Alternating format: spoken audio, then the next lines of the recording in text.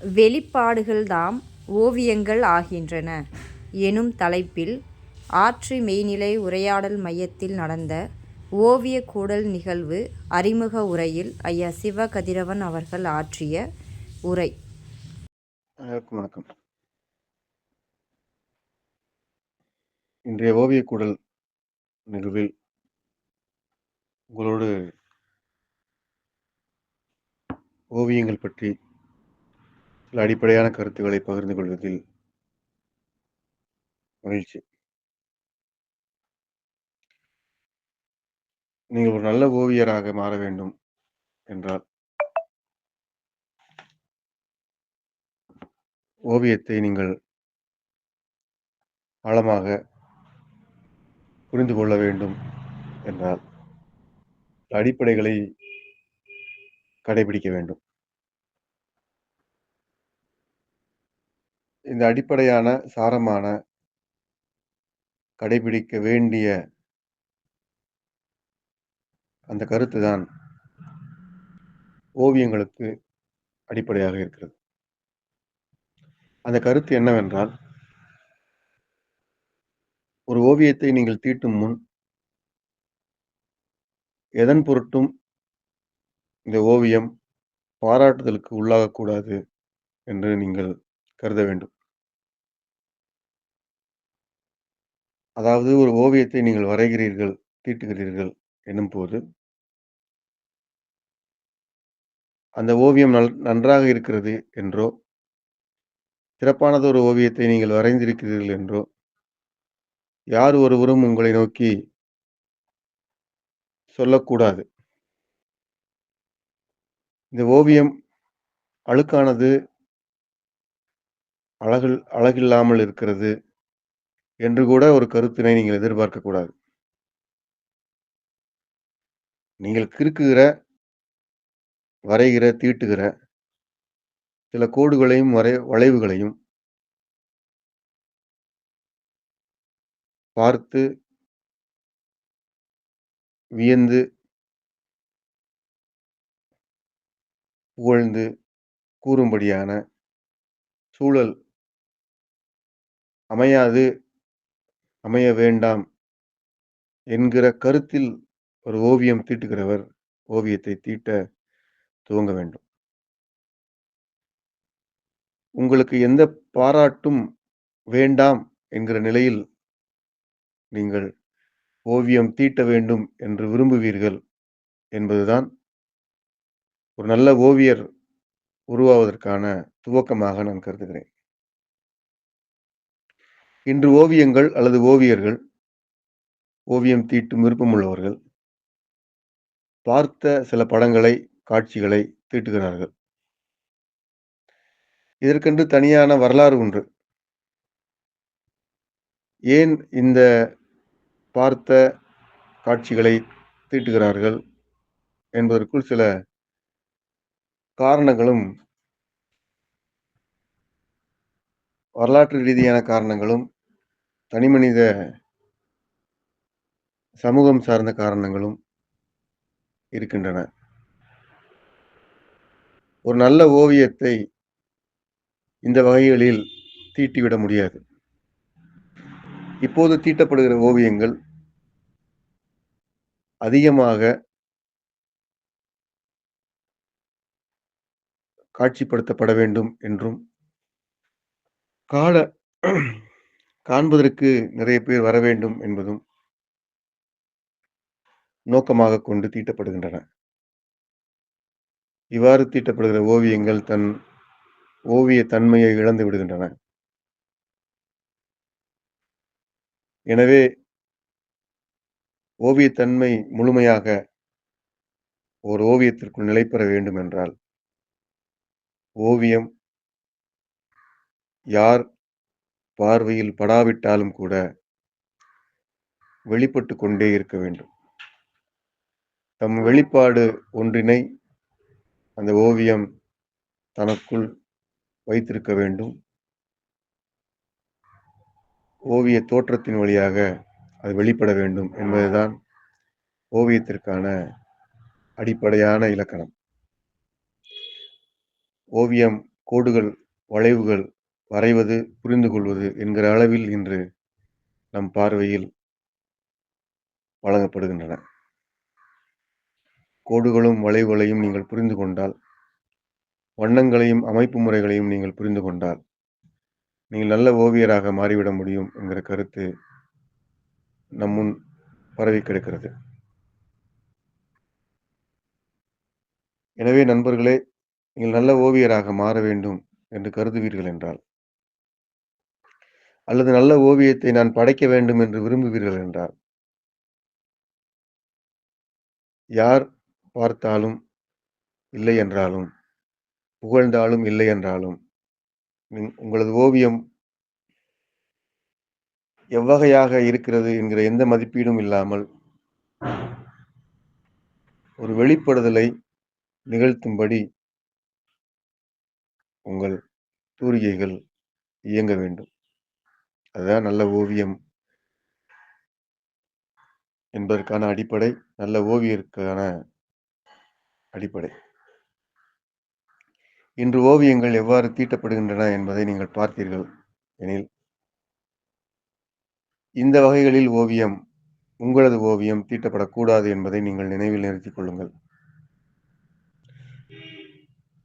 குறிப்பாக புகைப்படங்கள் வந்ததற்கு பிறகு ஓவியங்களினுடைய மதிப்பு குறைந்து கொண்டே வருகிறது.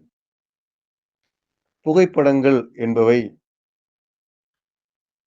மேலை நாட்டு மேற்கத்திய அணுகுமுறை அதிகம் உள்ளவை. நீங்கள் ஒரு ஓவியத்தையும் புகைப்படத்தையும் ஒப்பிடுவீர்கள் என்றால், ஓவியம் வண்ணங்கள் ஏதுமில்லாமல் வரையப்படுகிற கோடுகளாகவும் வளைவுகளாகவும் இருக்கக்கூடும். புகைப்படங்கள் வண்ணங்களோடு அடர்த்தியான, மென்மையான பரிமாணங்களோடு வெளிப்படுபவை. முற்றிலும் தர்க்க காரண காரிய வழிமுறைகளை புகைப்படங்கள் வெளிப்படுத்துகின்றன. புகைப்பட வருகைக்கு பிறகு இன்றைய காலகட்டத்தில் கணிப்பொறி தொழில்நுட்பங்களின் வருகைக்கு பிறகு வரையப்படுகிற ஓவியங்கள் வழக்கத்தில் தென்படுவதே இல்லை. அவ்வாறு வரையப்படுகிற ஓவியங்கள் புகைப்படத்திற்கு ஒப்பாக வரையப்பட வேண்டும் என்று வரையப்படுகின்றன. அவற்றிற்கு ஒரு நோக்கம் விளைந்து விடுகின்றன. பாராட்டுதல்களும், போற்றுதல்களும், மேலும் அங்கீகாரம் உள்ளிட்ட, வரவேற்பு உள்ளிட்ட பல கருத்துகள் தீட்டப்படுகிற ஓவியங்களுக்குள் வந்து சேர்கின்றன என்பது புகைப்பட வருகைக்கு பிறகு, புகைப்படம் என்கிற நுட்பம் நடைமுறைக்கு வந்த பிறகு ஓவியங்கள் மீது விழுந்த சிதைவான அடி. இந்த சிதைவிற்கு பிறகு ஓவியம் என்பது புகைப்படத்திற்கு போட்டி போட முடியாமல் மேலும் மேலும் சிதைந்து கொண்டே இருக்கின்றன. எனவே ஓவியத்தை நீங்கள் புரிந்து கொள்வதில் சற்று அக்கறை காட்ட வேண்டும். பார்ப்பதை அப்படியே வரைவது என்கிற துவக்கமான நிலை ஓவியத்தில் இருக்கிறது. கோடுகளையும் வளைவுகளையும் ஒருங்கிணைத்து சில வண்ணங்களை பூட்டுவது என்பது துவக்க நிலை ஓவிய செயல்பாடுகளில் இருக்கிறது. நண்பர்களே, நீங்கள் நினைவில் வைத்துக் கொள்ளுங்கள், ஓவியங்கள் அவ்வாறு ஒப்பிட்டு வரைகிற எல்லையில் இருக்கக்கூடாது. ஓவியம் பொதுவாக ஒரு இலக்கணத்தை வைத்திருக்கிறது. அந்த இலக்கணம் 2 பெரும் பிரிவுகளை பகுத்து கோடிட்டு காட்டுகிற இலக்கணம். காரணகாரிய அணுகுமுறை என்கிற வகையில் இருக்கிற ஒரு ஓவியம் பற்றிய புரிதல் இருக்கிறது. இந்த காரண காரியம் குறித்த பார்வையும், செயல் நுணுக்கங்களும், அது குறித்தான தேடல்களும் தான் புகைப்பட கலையை உருவாக்கின. நீங்கள் நுட்பமாக காண்பீர்கள் என்றால், புகைப்பட கலை என்பது பதிவு செய்கிற, ஆவணம் செய்கிற வேலையை செய்கின்றன என்பதோடு மட்டுமல்லாமல், ஒரு தர்க்கத்தை முன்னிறுத்துகிறது. சில வண்ண கோட்பாடுகளை செயற்கையாக முன்னிறுத்துகிறது. சில நிமிட அசைவுகளை நிரந்தரமாக நிலைபெறச் செய்கிறது. இந்த தர்க்கபூர்வமான காரண காரிய அடிப்படையிலான புகைப்பட பங்களிப்பு என்பது முற்றிலும் மேற்கத்திய சிந்தனை போக்குகளில் உருவானவை. இந்திய சமூகத்திற்கு அல்லது கிழக்கத்திய சமூகத்திற்கு ஓவியத்தை பற்றிய பார்வை தர்க்கபூர்வமானது அல்ல. இந்த தர்க்கபூர்வமான பார்வையும், தர்க்கபூர்வத்திற்கு அப்பாற்பட்ட பார்வையும் இந்த இலக்கணத்தின் வழியாக நீங்கள் விளங்கிக் கொள்ள முடியும். ஒரு கருத்தை வெளிப்படுத்துவதற்காக ஓவியங்கள் தீட்டப்படுகின்றன என்பதை நீங்கள் நினைவில் நிறுத்திக் கொள்ளுங்கள். நடப்பு ஓவிய தீட்டும் முறைகளில் நீங்கள் ஒன்றை கவனித்திருப்பீர்கள்.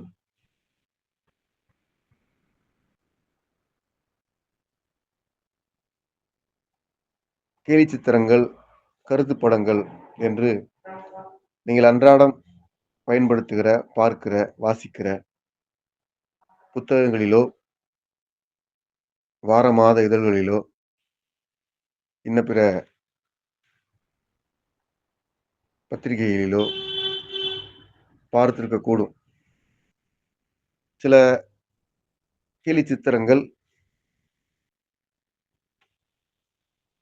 கருப்பு வெள்ளையில் வரையப்பட்டிருக்கும். அந்த கேலி சித்திரங்களின் வழியாக ஒரு கருத்து வெளிப்படும். அந்த கேலி சித்திரத்தை நீங்கள் பார்த்தவுடன், அந்த கருத்து படங்களை நீங்கள் பார்த்தவுடன், நீங்கள் எளிமையாக உணர்ந்து கொள்வீர்கள். அந்த சித்திரம் ஒரு சமூக கருத்தை, எதிர்பார்ப்பை விமர்சிக்கும் முகமாக வரையப்பட்டிருக்கும். வெளிப்படுத்தும் முகமாக வரையப்பட்டிருக்கும். இவ்வாறு வரையப்பட்டிருக்கிற அந்த கோடுகளுக்கும், வளைவுகளுக்கும் பின்னால், கோணங்களுக்கும், வண்ணங்களுக்கும் பின்னால் ஒளிந்திருப்பது சில கருத்து. இந்த கருத்தின் அடிப்படையில் ஒரு வெளிப்பாடாக ஓவியம் அமைகிறது என்பதுதான் ஓவியம் பற்றி நாம் அடிப்படையாக புரிந்து கொள்ள வேண்டியது. இந்த பேரண்டத்தினுடைய வெளிப்பாடுகளை நீங்கள் காண்பீர்கள் என்றால், யாவையும் அழகான ஓவியங்களாக இருக்கின்றன என்பதை புரிந்து கொள்ள முடியும். ஒரு மரத்தை நீங்கள் அறுத்து பார்ப்பீர்கள் என்றால், அந்த மரத்தின் குறுக்கீடாக அறுத்து பார்க்கிறபோது, அந்த மரத்தினுடைய தண்டு பகுதியில் வண்ணங்களும், கோடுகளும் வளையங்களாக, வட்டங்களாக வரையப்பட்டிருக்கும். இந்த வண்ணங்களும், கோடுகளும் ஒரு தாவரவியல் மாணவரைப் போல் நீங்கள் பார்ப்பீர்கள் என்றால், அதனுடைய வயது, அந்த மரத்தினுடைய வயது, அந்த மரத்தினுடைய காலம், அந்த மரம் கடந்து வந்த பருவ சூழல் உள்ளிட்ட யாவற்றையும் அது விளக்குகிறது என்பீர்கள். இத்தகைய பார்வை ஏதும் இல்லாமல் அந்த வட்டங்களையும், வளையங்களையும் நீங்கள் நோக்குவீர்கள் என்றால், அது வெளிப்படுத்தி இருக்கிற வண்ணங்களை நோக்குவீர்கள் என்றால், அதற்குள் இருக்கிற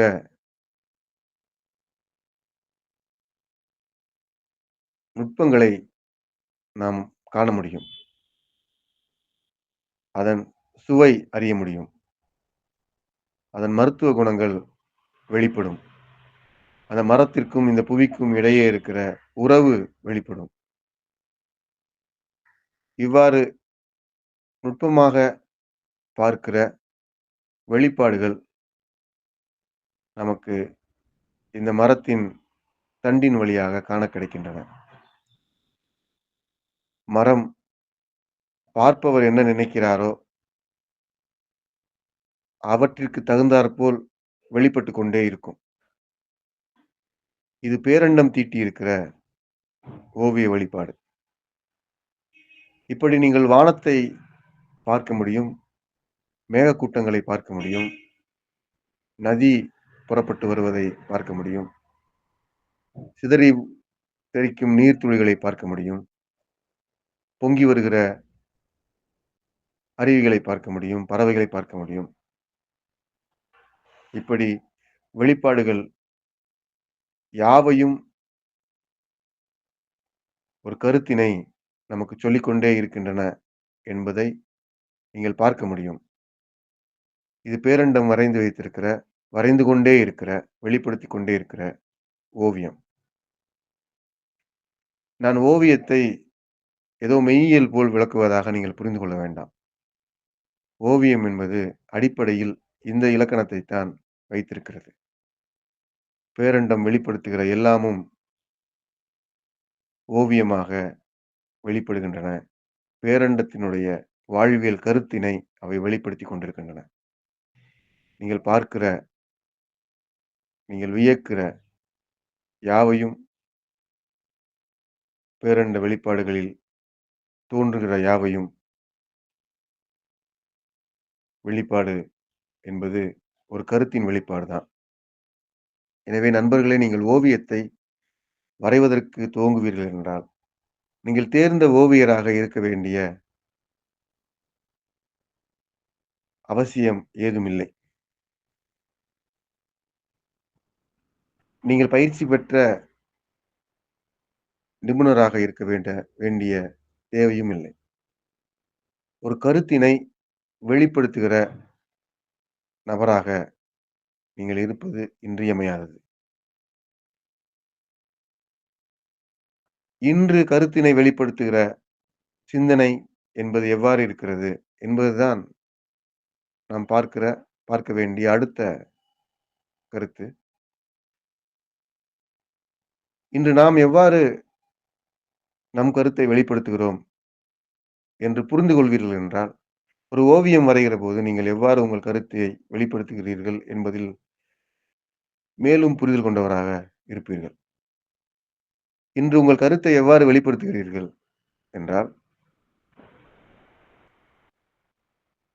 பிறரை திருப்திப்படுத்தும் முகமாக, பிறருடைய கருத்திற்கு இசைவு கொடுக்கும் முகமாக வெளிப்படுத்துகிறீர்கள். எந்த கருத்தையும்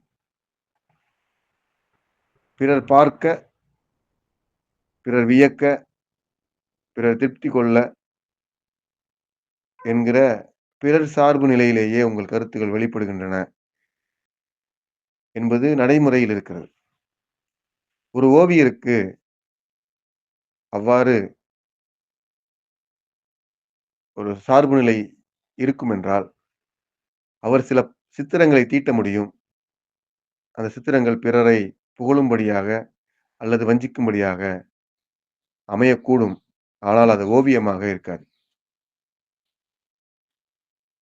எத்தகைய சார்பையும் அது வெளிப்படுத்தாத வண்ணம் தன்னிலையில்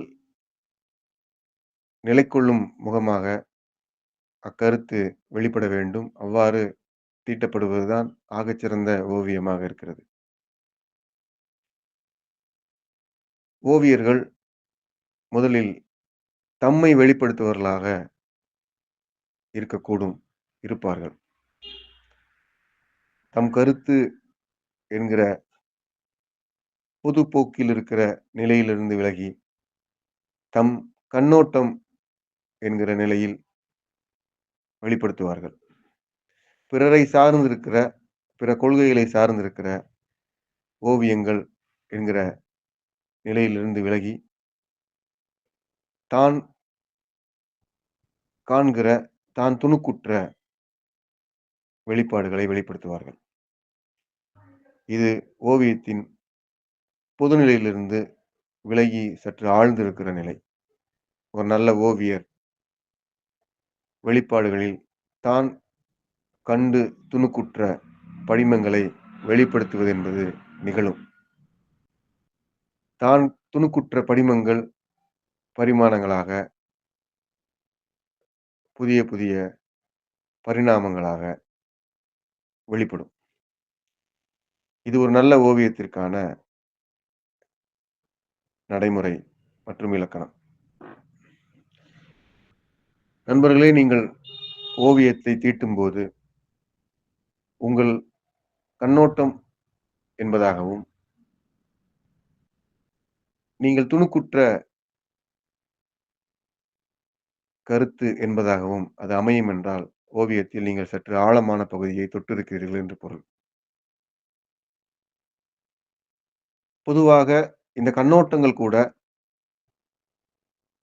ஒரு கருத்தை வெளிப்படுத்தும் முகமாக இருப்பதும், ஒரு கருத்தை விமர்சிக்கும் முகமாக இருப்பதும், ஒரு கருத்தை மறுக்கும் முகமாக இருப்பதும் அமைந்து விடுகிற சூழலும் உண்டு. அதை விடுத்து இன்னும் ஆழமாக நீங்கள் செல்வீர்கள் என்றால், நீங்கள் துணுக்குற்ற ஒன்றை வெளிப்படுத்துவீர்கள். ஒரு துணுக்குறள் உங்கள் கோடுகளின் வழியாக ஓவியமாக காட்சிப்படும்.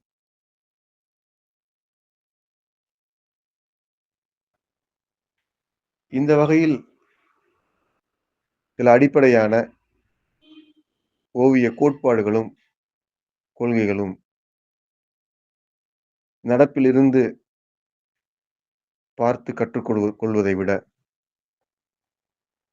ஓவியம் பற்றி எதுவும் கற்காமல், பயிற்சி ஏதும் இல்லாமல் ஒரு ஓவியத்தை வெளிப்படுத்தும் வெளிப்பாடாக உங்களை நீங்கள் உட்படுத்திக் கொள்ள வேண்டும் என்பது என் விருப்பம். ஒரு ஓவியம் வரைவதற்கு நீங்கள் ஏதாவது முயற்சி செய்ய வேண்டும் என்று விரும்புவீர்கள் என்றால், உங்கள் மொழியை நிறுத்திக் கொள்ளுங்கள். உங்கள் ஒலியை தடை செய்து கொள்ளுங்கள். நீங்கள் பேசுவதும், கேட்பதும் இல்லாமல்,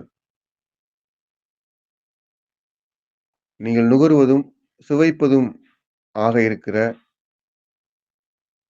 நிலையில் இருந்து ஒன்றை வரைய முடியுமா? உருவாக்க முடியுமா? என்றால் அது ஓவியமாக மாறிவிடும். உங்கள் சுவையை நீங்கள் சொல்லக்கூடாது. நீங்கள்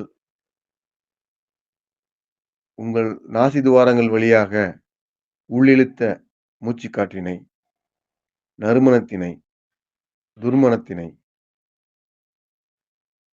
வெளிப்படுத்த வேண்டும் என்றால் என்ன செய்வீர்கள்? சில கோடுகளை கிழித்து காட்டுவீர்கள் அல்லவா? அது ஓவியமாக மாறும். ஒரு ஆழ்ந்த ஓவியருக்குள் அல்லது ஆழ்ந்த ஓவியத்திற்குள் இருக்கிற சாரமான பண்பு, அது ஒரு சுவையின் வெளிப்பாடாக இருக்கும். ஒரு நறுமணத்தின் வெளிப்பாடாக இருக்கும். உங்கள் நறுமணத்தையோ, நீங்கள் சுவைத்த சுவையையோ வெளிப்படுத்துகிற வெளிப்பாட்டு முறை, எளிமையான வெளிப்பாட்டு முறை ஓவியம்தான். அந்த வகையில் நீங்கள் ஓவியம் தீட்ட வேண்டும் என்றால், ஒவ்வொன்றிற்குள்ளும் நீங்கள் நல்ல மனம் உணரும்படியாக உங்களை வைத்துக் கொள்ள வேண்டும். நல்ல சுவை உணரும்படியாக உங்களை வைத்துக் கொள்ள வேண்டும். வானத்தில் நன்மணம் இருக்கிறது, நற்சுவை இருக்கிறது. காடுகளில் நன்மணம் இருக்கிறது, நற்சுவை இருக்கிறது என்கிற பெருவெளி பரப்பில் நீங்கள் உங்களது ஓவிய பார்வையை விரிக்க வேண்டும் என்றாலும், உங்கள் பக்கத்தில் இருக்கிற யாவற்றின் மீதும் உங்களை ஓவியராக வெளிப்படுத்திக் கொள்வதற்கு நீங்கள் விரும்ப வேண்டும். இன்று ஓவியத்தில் ஆய்வுகளும், ஆவணங்களும் குவிந்து கொண்டிருக்கின்றன என்பதை நீங்கள் அறிவீர்கள். என்றாலும், நல்ல ஓவியம் என்பது எங்கு துவங்க வேண்டும், எவ்வாறு பயணிக்க வேண்டும் என்பதற்குரிய சில கருத்துக்களை நீங்கள் தெரிந்து கொள்ள வேண்டும் என்று நான் விரும்புகிறேன். ஓவியத்தில் இத்தகைய ஆழத்தோடு நீங்கள் பயணிப்பீர்கள் என்றால், உங்களுக்கு வண்ணக் கோட்பாடுகள் விளங்கும். ஒன்றை வெளிப்படுத்துகிறது என்றால், ஒரு கருத்தை வெளிப்படுத்துகிறது என்றுதான் ஓவியங்கள் பொருள் சொல்கின்றன.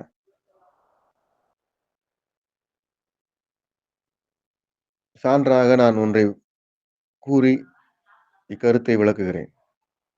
மாலை நேரத்தில் வெயில் சூரியன் மறைந்து கொண்டிருக்கிற வேளையில்,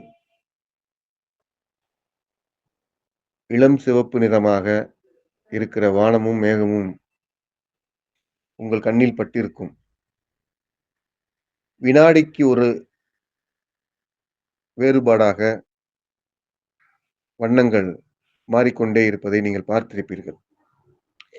இவ்வண்ணங்கள் ஒரு ஓவியத்தை தீட்டிக் கொண்டிருக்கின்றன என்பதை நீங்கள் உணர்ந்திருப்பீர்கள். இவற்றை நீங்கள் பதிவு செய்த ஓவியராக கூட இருக்கலாம். ஆனால் இந்த வண்ணங்கள் வழியாக, இந்த வேறுபாடுகளின் வழியாக, இந்த பேரண்டம் செய்திகளை சொல்லிக் கொண்டிருக்கிறது. வியக்கத்தகுந்த கருத்துக்களை நமக்கு வழங்கிக் கொண்டிருக்கிறது. இந்த வியக்கத்தகுந்த கருத்துகளும், செய்திகளும் ஓவியங்களாக, வண்ணங்களாக, அடர்ந்த இளம் வண்ணங்களாக நமக்கு வெளிப்பட்டுக் கொண்டிருக்கின்றன என்பதுதான் இக்காட்சியில் நாம் புரிந்து கொள்ள வேண்டிய செய்தி. இவ்வாறு ஒரு கருத்தின் வழியாக நீங்கள் ஒன்றை வெளிப்படுத்துகிறீர்கள் என்றால், இவ்வாறு ஒரு கருத்தின் வழியாக ஒன்றை வெளியில் கொண்டு வருவதற்கு முனைகிறீர்கள் என்றால், நீங்கள் நல்ல ஓவியராக மாறுவதற்கு வாய்ப்பு இருக்கிறது. எந்த வகையான ஓவிய மேன்மைக்கும் ஆதரவாகவோ, எதிராகவோ இந்த கருத்துக்களை நான் உங்களோடு பகிர்ந்து கொள்ளவில்லை. ஏனென்றால் ஓவியம் என்றவுடன் அது சில நடைமுறை கருதுகோள்களை வைத்திருக்கிறது. இந்த நடைமுறை கருதுகோள்கள் சொல்வது என்ன என்றால், ஓவியம் என்பது தம்மளவில் இருக்கிற வெளிப்பாடுகளை மட்டும் முன்னிறுத்தும்படியாக இருக்கிறது. இந்த வெளிப்பாடுகள் சற்று ஆழ்ந்து ஒரு கருத்தினை வெளிப்படுத்தும் முகமாக மாறும் என்றால், அது நல்ல ஓவியமாக இருக்க வாய்ப்பு இருக்கிறது. முன்பு சொன்னது போல வண்ணங்களும் அதன் வெவ்வேறு குணங்களும் கூட ஒரு கருத்தினை நமக்கு கற்றுத்தருகின்றன என்பதை சொல்வதும், வெளிப்படுத்துவதும் ஒரு ஓவியரினுடைய புரிதலில் நிற்க வேண்டும். இந்த புரிதலோடு ஓவியங்கள் தீட்டப்பட வேண்டும்.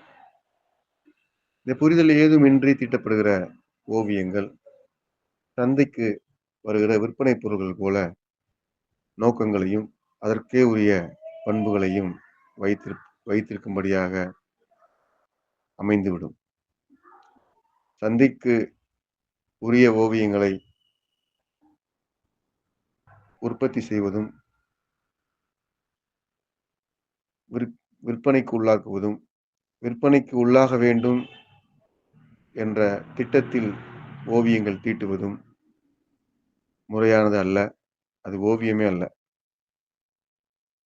ஒரு கருத்தினை, ஒரு வியப்பினை, ஒரு துணுக்கினை தம் கருவிகள் வழியாக, தம் தோற்றங்கள் வழியாக இந்த பேரண்டம் வெளிப்படுத்திக் கொண்டிருக்கிறது. அந்த வெளிப்பாடு ஓவியம் என்று அழைக்கப்படுகிறது. இந்த வகையில் உங்கள் ஓவியத்தை நீங்கள் வார்த்துக் கொள்ள வேண்டும். பார்த்து வரைவது, கேட்டு வரைவது, தெரிந்தவற்றை வரைவது என்கிற நிலையில் உங்கள் ஓவியம் இருக்கலாம். ஆனால் அவ்வாறு நிலைக்கக்கூடாது. உணர்ந்து வரைவது என்று துவங்கி உணர்ந்ததை வெளிப்படுத்துவது என்பதாக அதை விரியவும் படரவும் வேண்டும். உங்கள் ஓவியம் பற்றிய புரிதல் நன்முறையில் வளர வேண்டும் என்று வேண்டி ஓவியம் பற்றிய சில கருத்துக்களை உங்களோடு பகிர்ந்து நிறைவு செய்கிறேன். உங்கள் யாவருக்கும் மெய்நிலை அருள் நிறைவதாக. நன்றி.